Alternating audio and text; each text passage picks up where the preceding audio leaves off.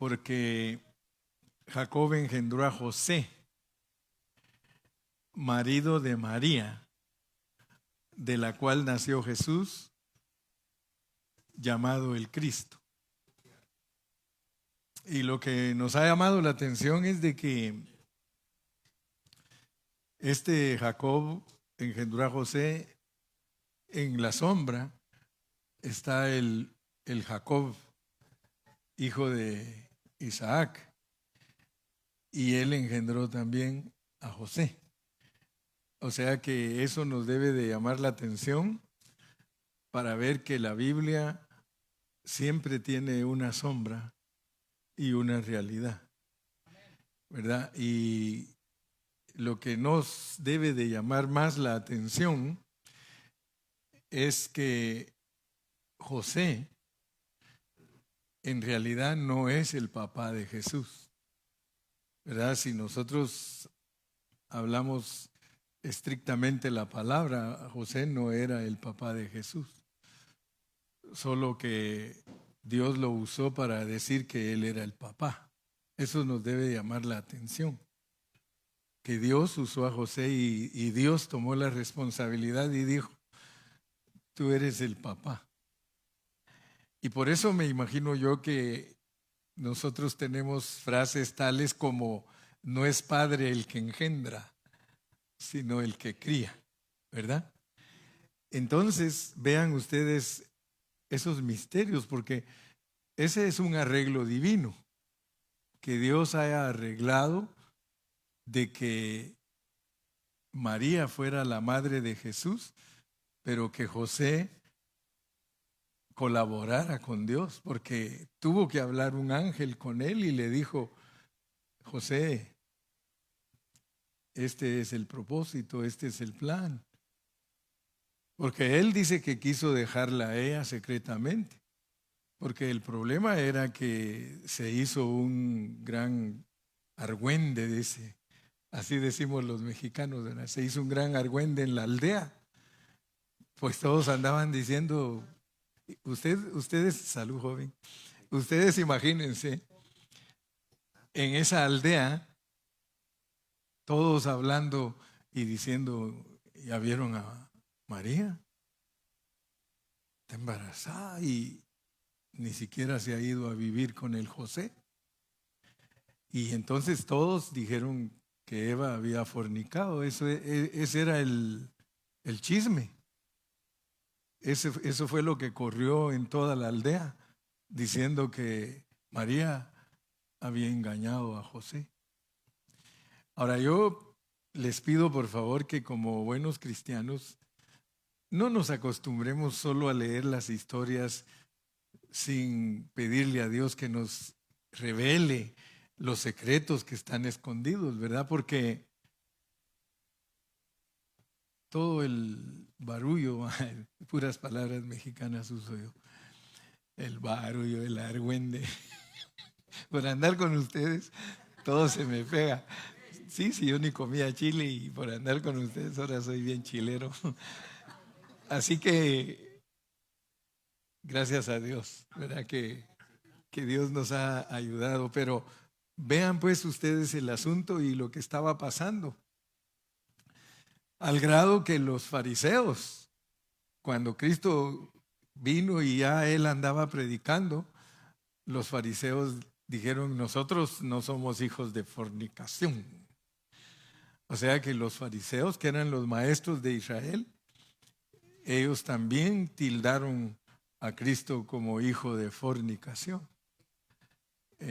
Desde chiquito él sufrió tanto Cristo, que imagínense ustedes que vivir en esa aldea donde todos, ahí está el muchachito ese que es hijo de fornicación.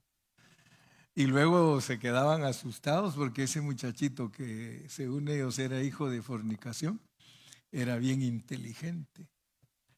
Porque ese niño era bien inteligente. Él a los 12 años le hacían rueda los mismos doctores fariseos y le hacían preguntas y él se las podía contestar, imagínense ustedes.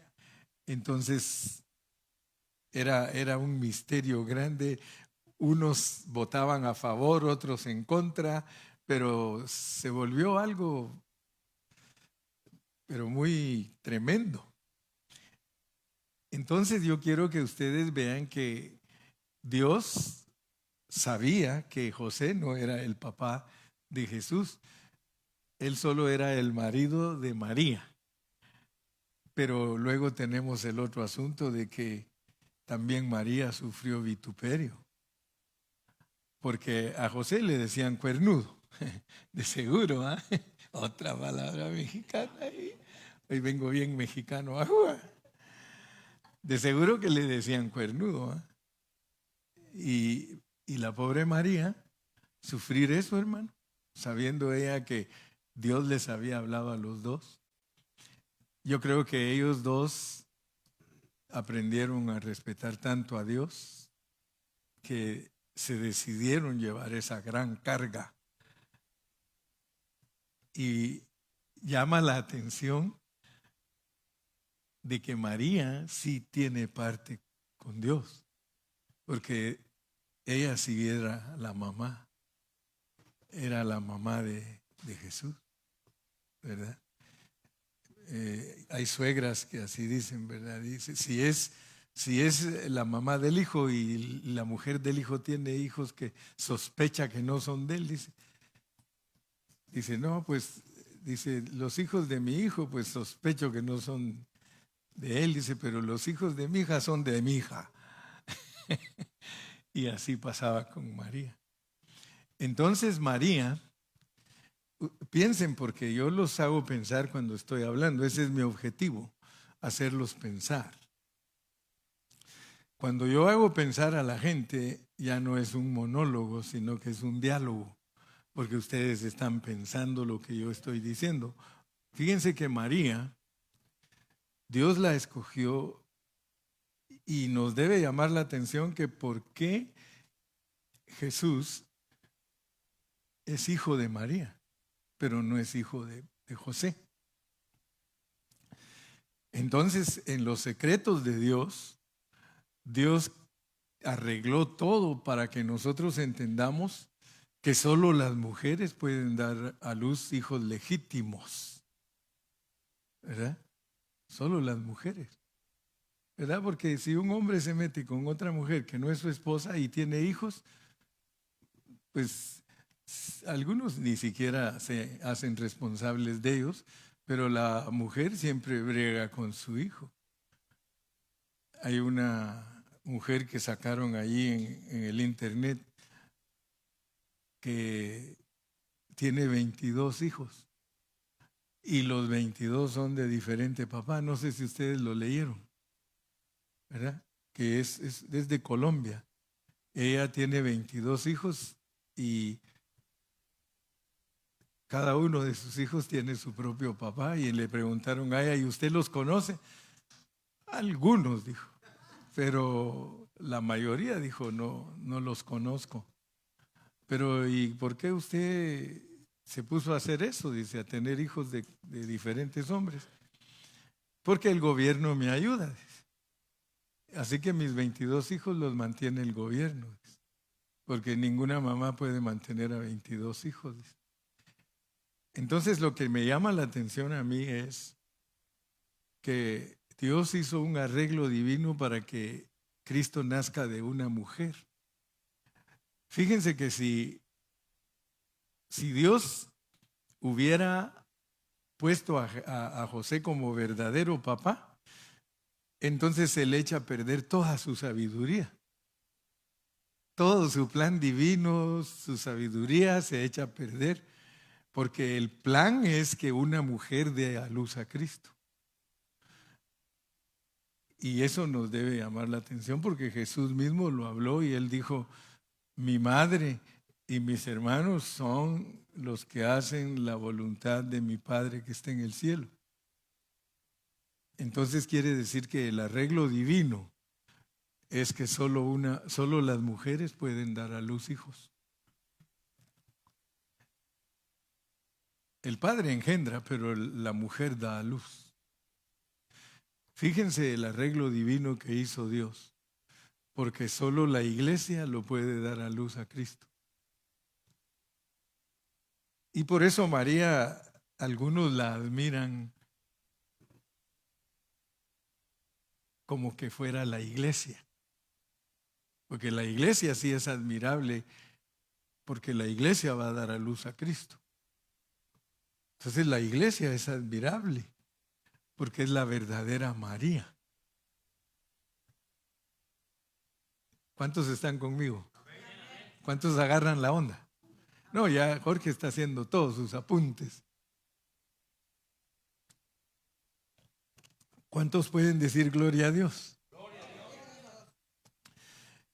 Entonces José es muy importante.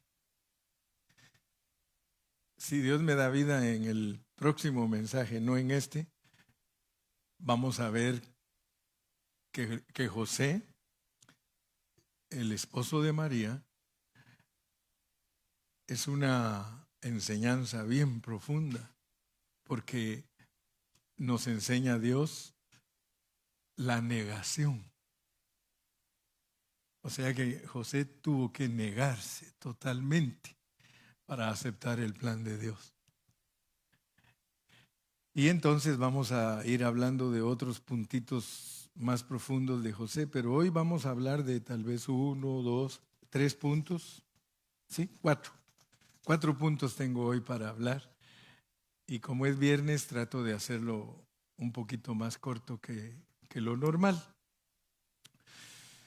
Pero quiero que no se les olvide que José es el aspecto reinante de una vida madura.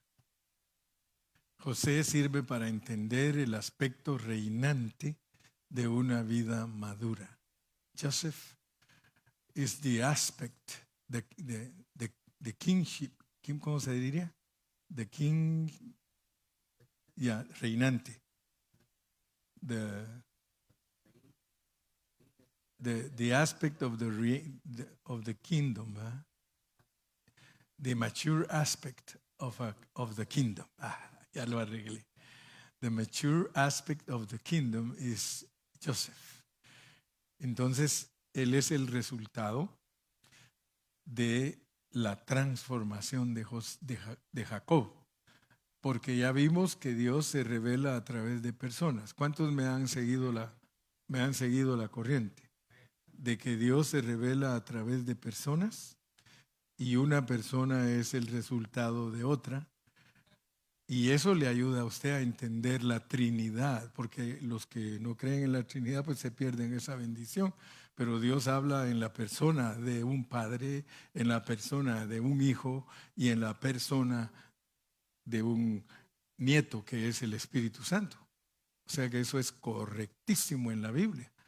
Pero cuando uno no estudia la Biblia profundamente, entonces uno se queda pues con todas esas enseñanzas en el aire y sin captarlas.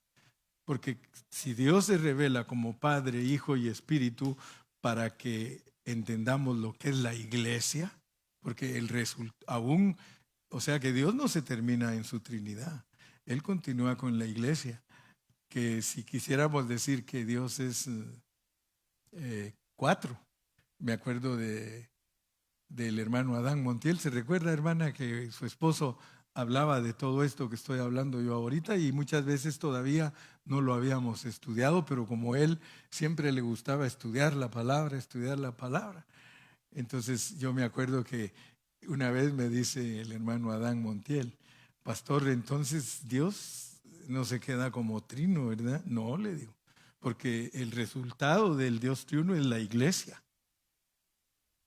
Entonces no son doctrinas, pues, sino que son procesos que Dios ha pasado para que algo exista.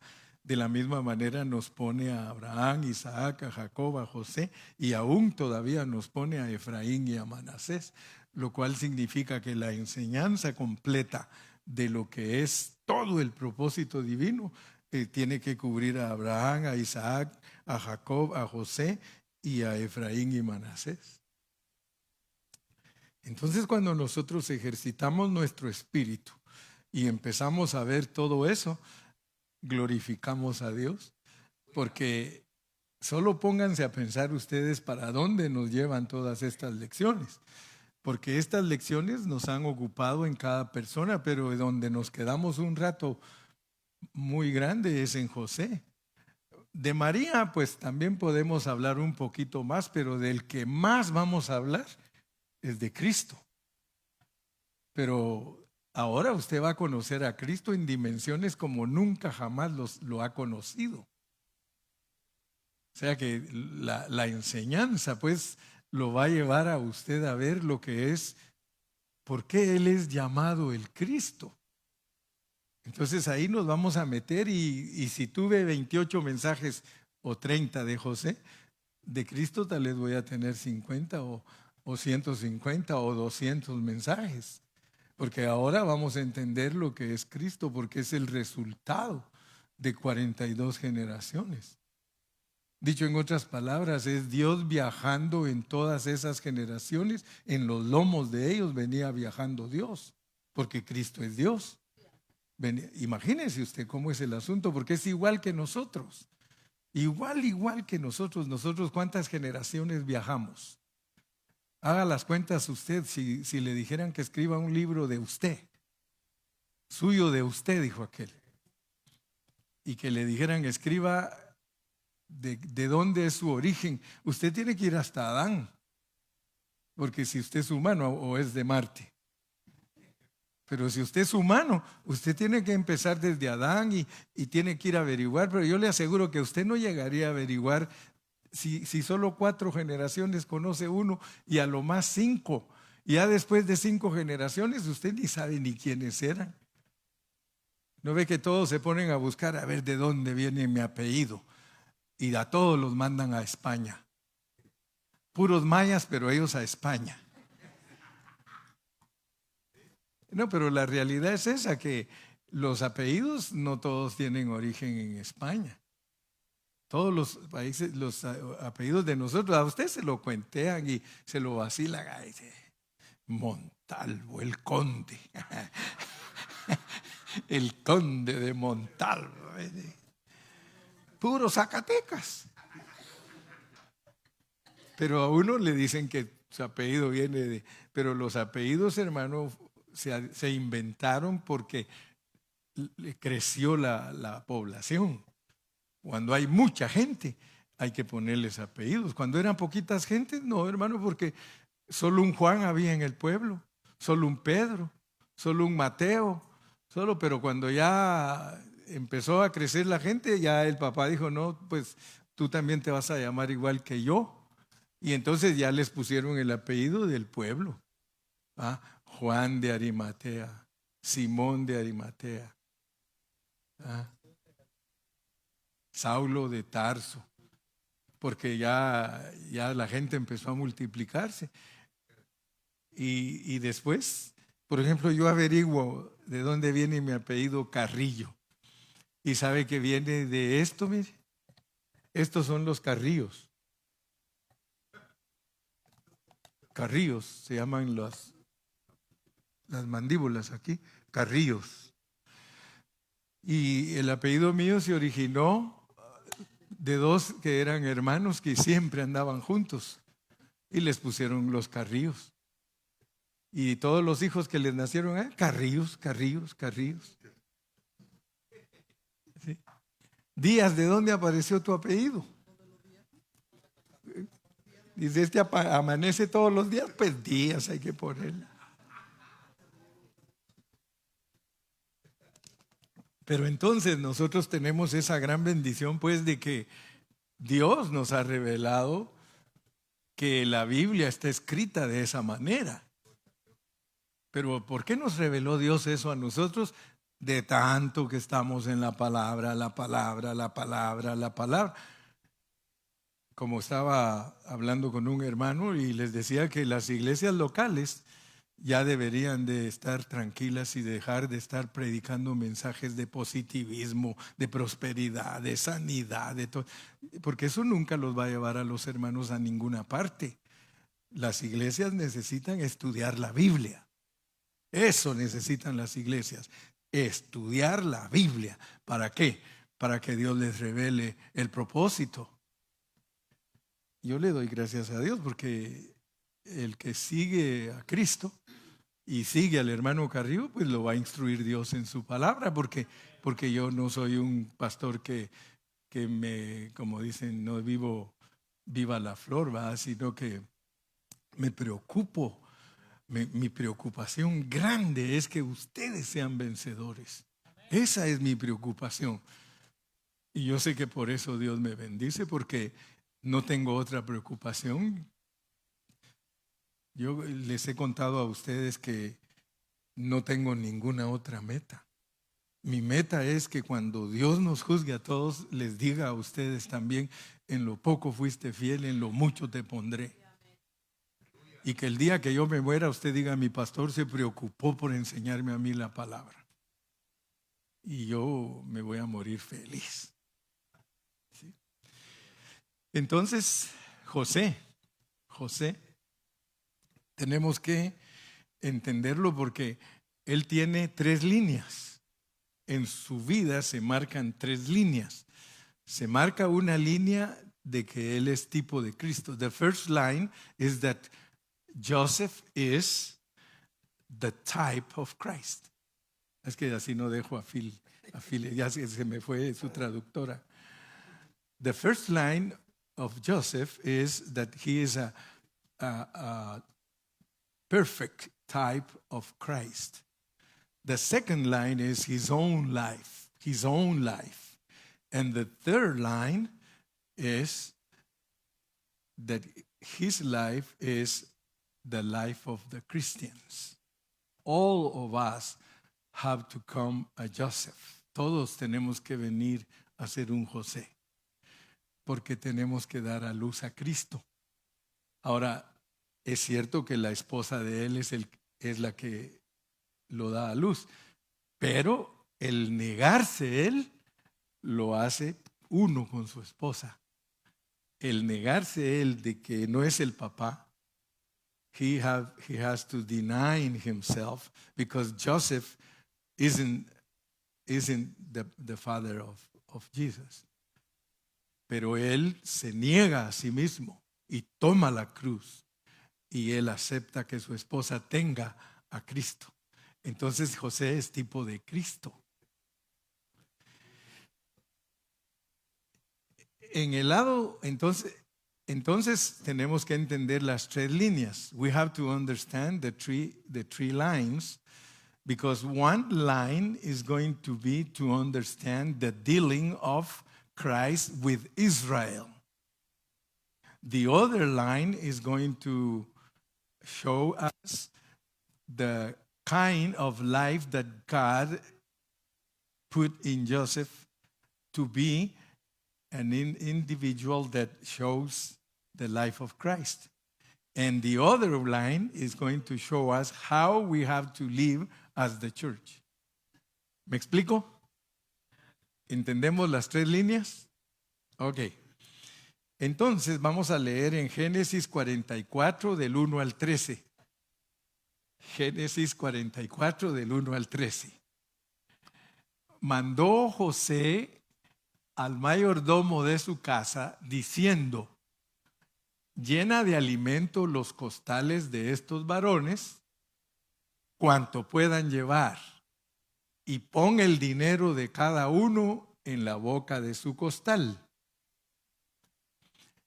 Y pondrás mi copa, la copa de plata, en la boca del costal del menor, con el dinero de su trigo.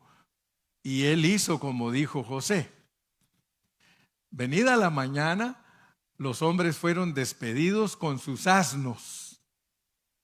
Habiendo ellos salido de la ciudad, de la que aún no se habían alejado, dijo José a su mayordomo: levántate y sigue a esos hombres, y cuando los alcances, diles: ¿por qué habéis vuelto mal por bien?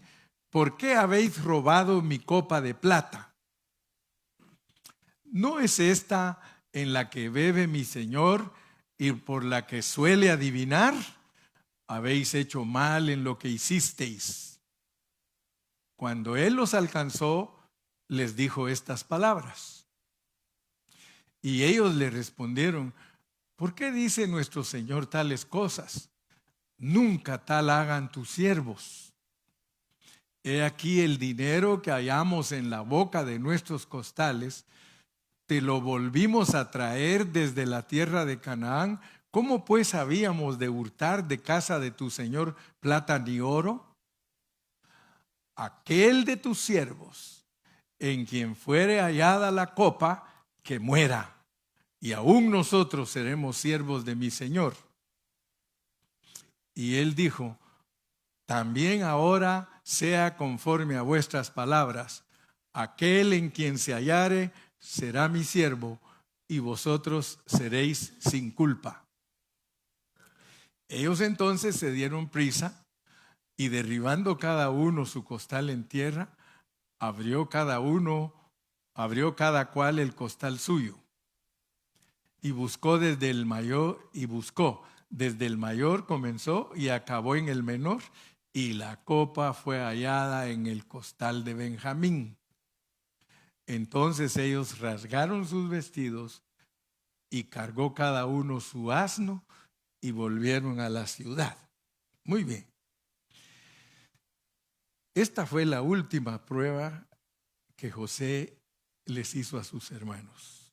Pero yo quiero que ustedes vean que esta historia es una revelación de cómo trata Cristo con el pueblo de Israel.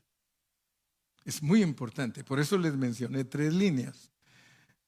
Y se puede aplicar a cada una de ellas, pero en este caso tenemos que ver que José los probaba y los probaba y los probaba, porque él quería que ellos se dieran cuenta quién era él. Ahora agarren la onda, pues, agarren la onda, porque así ha hecho Cristo con Israel.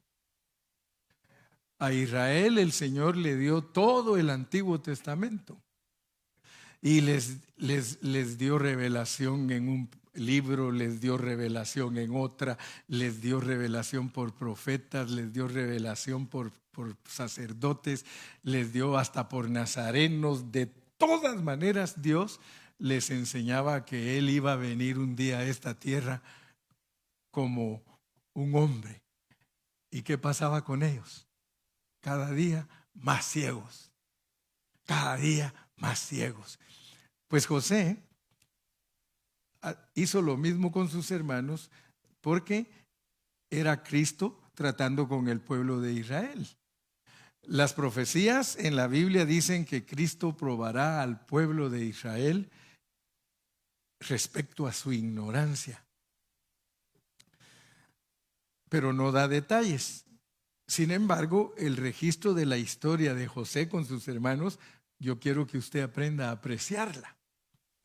Por eso es que en la Biblia hay 11 capítulos de la historia de José. Es la historia más larga que hay en el Antiguo Testamento de una persona, y es de José, porque es tipo de Cristo revelándosele a Israel.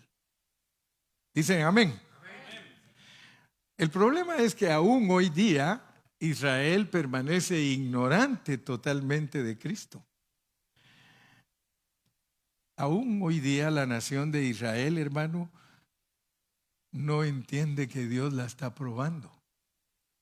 Yo quiero que ustedes se den cuenta cuánto ha probado Dios a Israel, pero siempre ha estado con ellos. No quiere decir que no le matan gente, hermano, porque le matan gente. Israel, hermanos, ha existido por pura misericordia de Dios. A ellos nunca los han querido, a los judíos nunca los han querido. Es más, cuando mataron a los 6 millones de judíos, la Iglesia Católica enseñó fuertemente que era castigo de Dios porque ellos no aceptaron a Cristo. Que juzgue Dios, porque nosotros no sabemos si es así o no es así.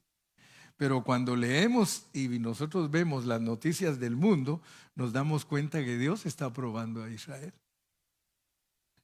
el 7 de octubre los atacaron y les mataron 1,200, ¿verdad? 1,200 judíos. Ellos ya le van matando a los árabes más de 30,000. Parece que ya van a llegar a 50,000. ¿Y cuál es el asunto que Dios está preparando ahí? Porque ahorita aún naciones que estaban a favor de Israel ya están en contra. Aún Estados Unidos le está diciendo, si tú no dejas de matar judíos, matar árabes, nosotros ya no te vamos a dar ayuda. ¿Y qué les contestaron? Con la ayuda de ustedes o sin la ayuda de ustedes, nosotros vamos a dejar clara nuestra posición, porque nosotros no queremos que los árabes nos falten el respeto. Tienen que aprender a respetar nuestro territorio, bla, bla, bla. Ahora, nosotros que sabemos lo que le viene a Israel, porque nosotros sabemos que la gran tribulación viene, y viene para Israel y viene para la iglesia, porque les estoy hablando de Israel, pero también, como le dijo aquel, se lo digo a Juan para que lo entienda Pedro. Estoy relatándoles los tratos que tiene Dios con Israel, porque esos mismos tratos tiene Dios con la iglesia. Entonces, tenemos que saber que Dios está preparando todo el panorama para la gran tribulación, porque viene la apretura de Jacob. Entonces, lo que yo quiero es que ustedes vean que no hay necesidad de comprar libros de escatología, de profecía, de esto. Ni siquiera tenemos que andar averiguando cómo es que va a ser, si aquí está escrito. Aquí está la verdad, solo lea despacio todos esos 11 capítulos de José y de sus hermanos, y son los tratos de Cristo con el pueblo de Israel. Ahora, ¿qué estaba haciendo José cuando trataba de esa manera con sus hermanos? Los estaba arrinconando, pero los arrincona en amor, porque Cristo así ha tratado con Israel. Con amor eterno te he amado. Él ha tratado con Israel con amor, pero con disciplina, porque el que ama, disciplina. Entonces José, que es Cristo, tratando con ellos. Entonces los judíos, usted los visita. Yo no conozco Israel, ni quiero ir. O sea que mejor prefiero leerlo, ¿verdad? Porque yo no aguanto andar 12 horas en avión, ¿verdad? Y a mí me han invitado, hermano, vamos a Europa. Y le digo, es que me la pienso, le digo. Me la pienso porque andar 12 horas en un avión, yo no estoy acostumbrado. Si con 4 ya no aguanto, con 5 ya no aguanto. Pero dice que me va a meter, dice Noé, yo siempre me lo quiero llevar a usted a Europa y lo voy a meter en un business class. Uno que se va uno en cama y todo, acostado. Bueno, tal vez así me animo, ¿verdad tú? Bueno, la cosa es esta, que según los judíos, ellos mantienen se llaman, las montañas que rodean a Israel, se llaman los altos del Golán. Los altos del Golán. Ellos pelean esos territorios con dientes y con zarpazos y con uñas y todo, porque ellos dicen en su filosofía, el día que nos quiten los altos del Golán, nuestros enemigos acaban con nosotros. O sea que ellos confían más en sus propias fuerzas que en Dios. Porque si Benjamín Netanyahu se volviera a Cristo, Cristo pelearía por él. Que de hecho, pues pelea en una forma escondida, pelea por ellos, pero Dios pelearía aún más fuertemente por ellos si ellos se volvieran a Cristo, porque ese es el problema que ha tenido Israel, que se olvidó de Cristo. Si ustedes ven otros países, aunque están pobres, pero tienen a Cristo, no están sufriendo lo que les toca sufrir allá. Allá los judíos se acuestan a dormir todos con su ametralladora, porque en cualquier momento sienten que viene un enemigo a matarlos a su casa. Nosotros tenemos otros problemas. Ya nosotros hasta nos volvimos concha, ¿no? Y porque dice, hermano, ¿no está viendo que la situación en México está mal? No, dice, matan a los que andan en esos business y andan ellos ahí, pasan las balas y ellos dicen, no, si aquí ya nos acostumbramos, ¿verdad? Dice, matan a los que andan metidos en esos negocios, pero es porque uno ya se resignó, ¿verdad? Pero al ratito inocentemente matan a muchas personas porque dice, fuego cruzado, balas perdidas.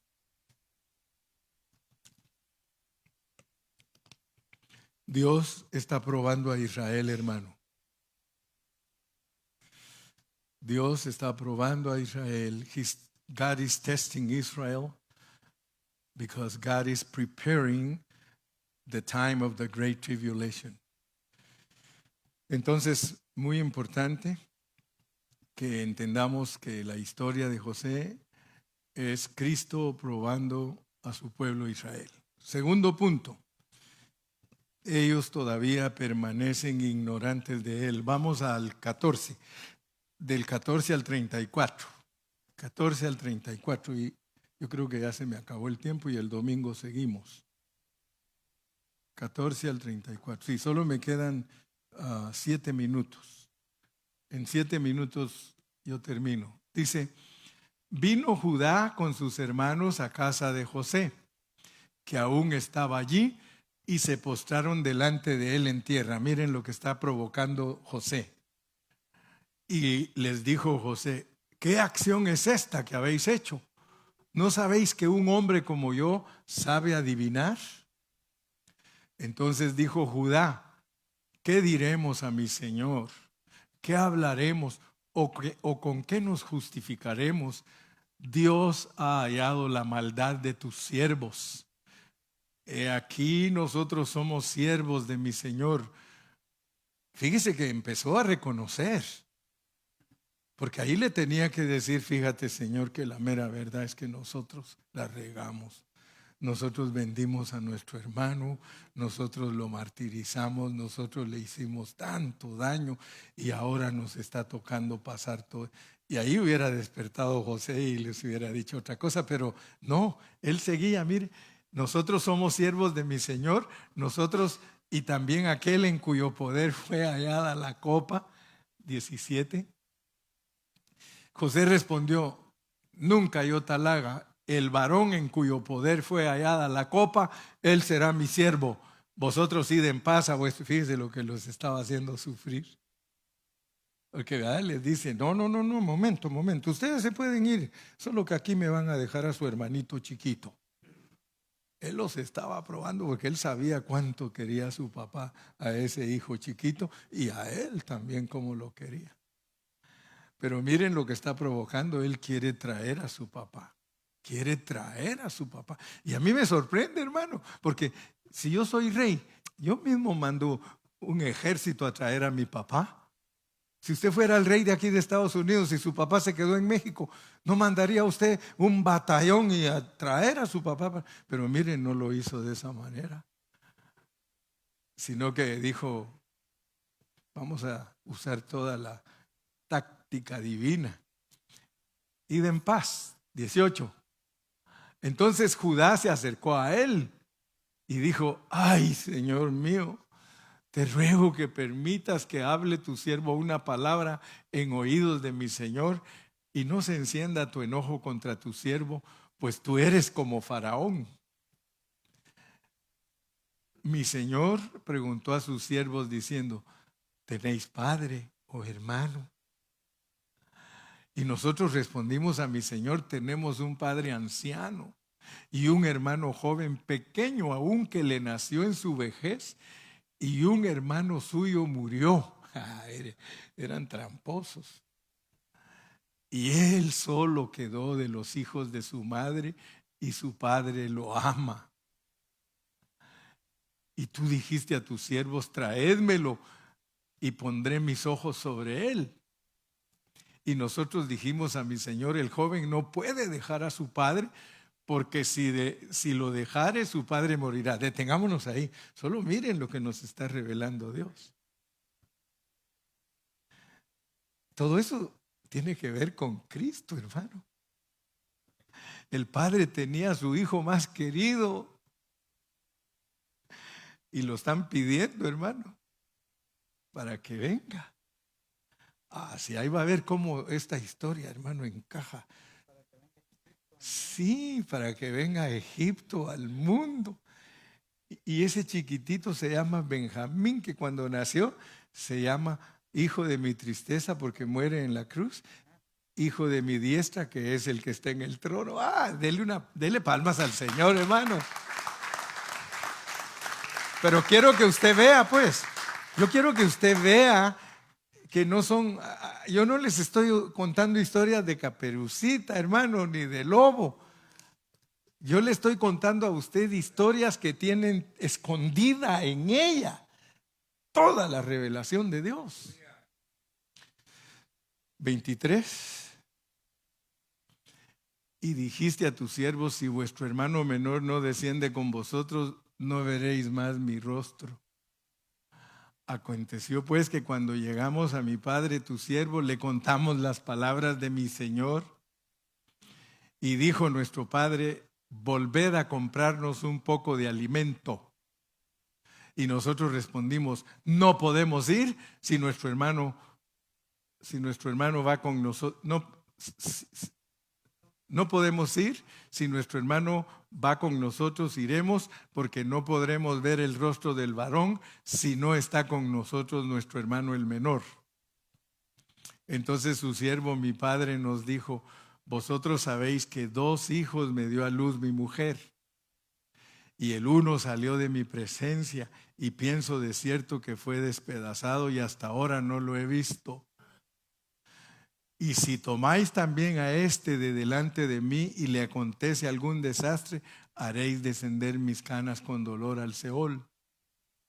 Ahora pues, cuando vuelva yo a tu siervo, mi padre, si el joven no va conmigo, como su vida está ligada a la vida de él, sucederá que cuando no vea al joven morirá, y tus siervos harán descender las canas de tu siervo nuestro padre con dolor al Seol. Como tu siervo salió por fiador del joven con mi padre, diciendo: si no te lo vuelvo a traer, entonces yo seré culpable ante mi padre para siempre. Te ruego, por tanto, que quede ahora tu siervo en lugar del joven por siervo de mi señor, y que el joven vaya con sus hermanos. Porque ¿cómo volveré yo a mi padre sin el joven? No podré, por no ver el mal que sobrevendrá a mi padre. Hermanos, lo mismo que estamos leyendo aquí es la verdad con la nación de Israel. Cristo sigue probándolos. Qué paciencia la de José, es la paciencia de Cristo. Nosotros no tendríamos la paciencia de José, la cual es la fotografía de la paciencia de Dios con Israel. Entonces, todos los hermanos de José, como los egipcios, ambos estaban ignorantes de lo que estaba pasando detrás de la cortina de este drama. Ellos estaban